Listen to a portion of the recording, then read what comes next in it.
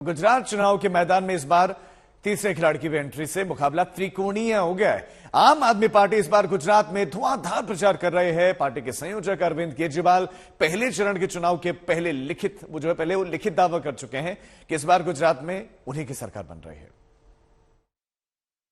कई लोग कहते हैं कि राजनीति के अंदर मेरी भविष्यवाणी सही निकलती है।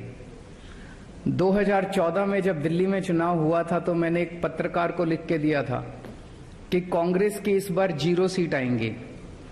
किसी ने यकीन नहीं किया, लेकिन उस चुनाव में कांग्रेस की 0 सीट आई थी। पंजाब के चुनाव में मैंने कई सारी भविष्यवाणियां की थी।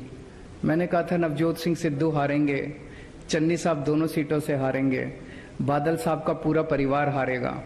तो आज मैं आप सबके सामने लिख के भविष्यवाणी करने जा रहा हूं। अलग अलग चैनल वाले मेरे से पूछते हैं, अलग अलग उसकी जरूरत नहीं है। गुजरात में आम आदमी पार्टी की सरकार बन रही है।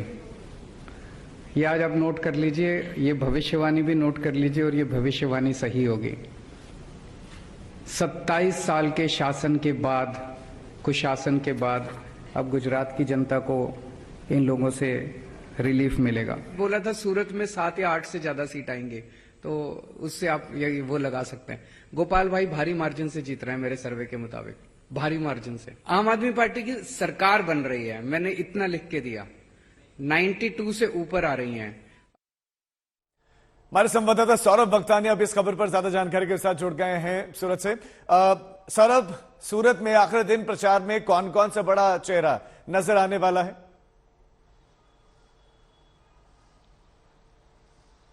जी देखिए राजीव, सूरत एक सबसे बड़ा गढ़ माना जाता है जो बीजेपी का गढ़ है। जब पाटीदार आंदोलन के बाद भी जो एंटी इनकम्बेंसी और जो बीजेपी के अगेंस्ट में जो सारे ग्रुप्स खड़े हुए थे, लेकिन सूरत एक ऐसी जगह थी जहां पे सारी की सारी सीटें, राजीव मैं आपको बता दूं कि वो बीजेपी ने जीती थी। अब यहां पर क्या हुआ कि जब 2021 का कॉर्पोरेशन का चुनाव आया तो 27 सीटें आम आदमी पार्टी के पास आई, क्योंकि जो कांग्रेस की जो 27 सीटें थी वो जो बैकिंग था वो पाटीदार का बैकिंग था और वो पूरा पाटीदार का बैकिंग आम आदमी पार्टी को चला गया।